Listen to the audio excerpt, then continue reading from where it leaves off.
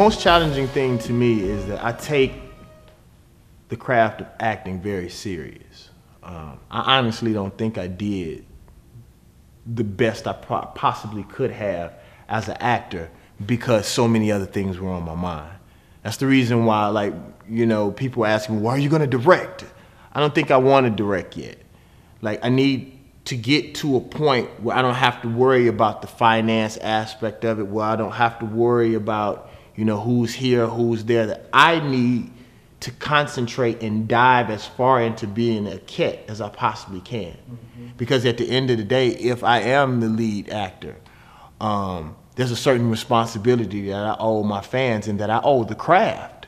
Because at the end of the day, it's a blessing for me to be able to be an actor, and I take that so seriously. But you know, when you see in your head that the time is ticking and you know that you're doing budgeting in your head, and I'm watching everything at the same time and then having to jump back into my character, it's almost impossible to have both of those cogs to be running, you know, at the same time. So for me, you know, that was the most challenging thing. Maybe this is not my place, but I feel like I'm responsible for everybody on set. You know, that's one thing that I want everybody to know when they dealing with David Banner, is that you're gonna get paid. Even if I have to get shorted, you're gonna get paid, and that everybody is safe and everybody is feeling good. So I'm also having to keep everybody's spirits up at the same time. Like, yeah, you know, and I ain't really even that type of guy, but that's my responsibility on set. So that was so challenging to me, man, to do all of that. And especially at the end of the day, all that stuff that you do is cool, but if it doesn't manifest on screen, all of it was for naught. You know, I didn't do a terrible job, but for what I know that I'm capable of, you know, I just think that if you know, moving forward, you know, once we, you know, tighten it up a little bit, because for us, a lot of us, this was, you know, the first time doing it like this. And even though it came out amazing, I know what it has the potential to be.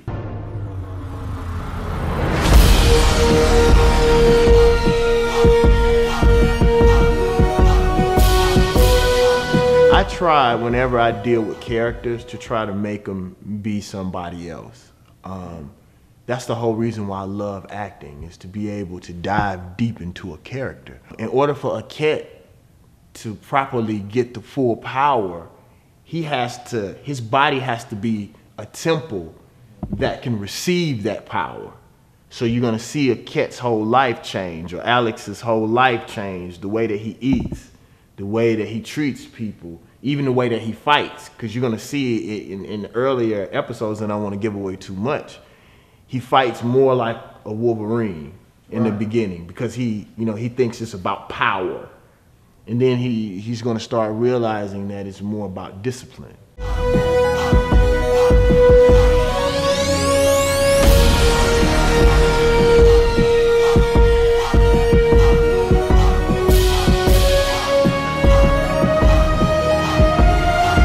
I chose Ndosi because he had won a lot of the young film festivals here out of college. And I had an opportunity to see his work.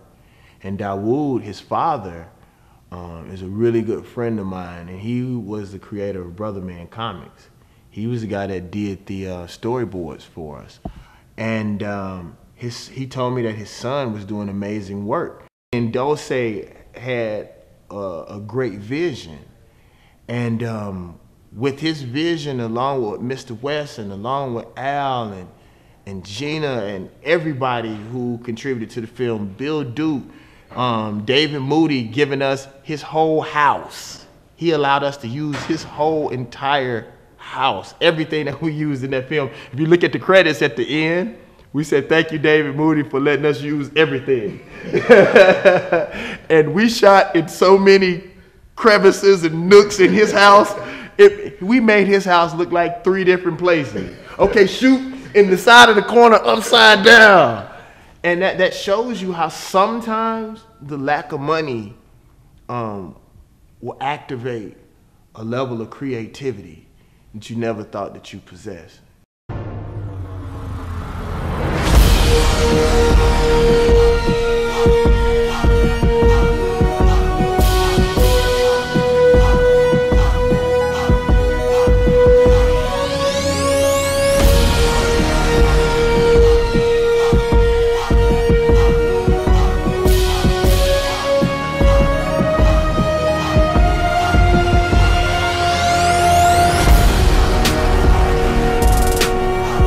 was just talking, you know, to some friends about, you know, trying to find somebody to do the graphics for the film.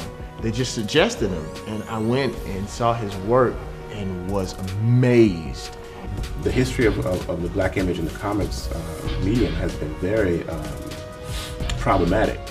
Our stories aren't being told, but now, of course, there are all these artists out there that people don't really know about if you're not part of the subculture, that are doing amazing artwork. And so that's what our work has been about for the last few years. A part of it is to provide venues and opportunities for people of color, people from different backgrounds, even to, you know, not just like racially, but, you know, gender, sexual preference, how you're actually expressing the work too, because there's a lot of like independent comics artists that we represent, gallery comics artists, abstract comics artists.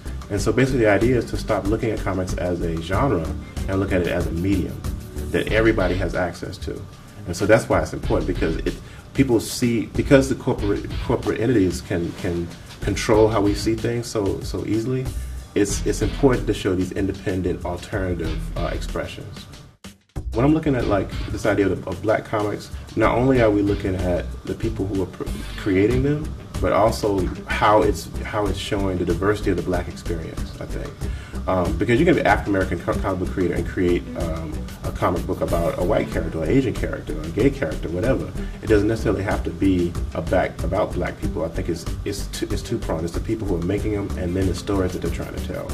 And I think that if it's trying to broaden the diversity of the African American experience, I think that could be a really good basis for the idea of what black comics are. What's amazing about John is that he didn't just bring art to the film. You know, he has degrees in African literature and in African history. The thing is, I would never just hire somebody from anywhere. They have to, first of all, be amazing at their job. He's amazing. He actually started the graphics department at Jackson State, and now he is a professor at upstate New York. And I must say that John Jennings is from Mississippi. You know, and to me I've always wanted to work with people from where I'm from, because they understand how hard it was for me to get here. Give me 2 years. Give me 2 years, we're gonna change the world. That's all I gotta say. You're walking with God's for real. You're walking with God. What? You can't say, man, I saw this video, man. He said it, man. He said it. What? That's it.